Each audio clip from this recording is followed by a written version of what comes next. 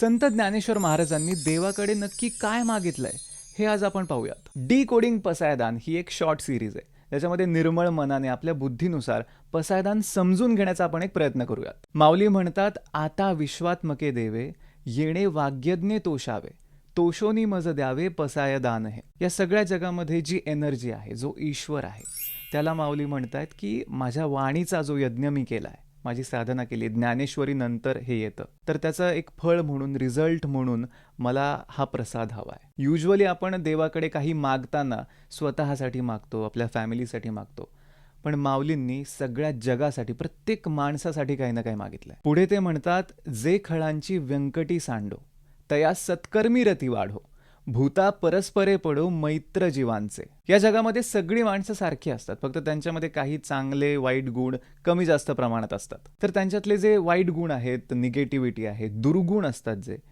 ते निघून जावेत.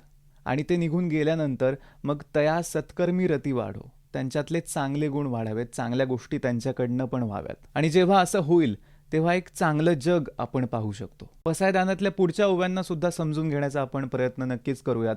चुकत असेल तर तेही सांगा आणि काय वाटतं याच्यावर कमेंट नक्की करा. रामकृष्ण हरी.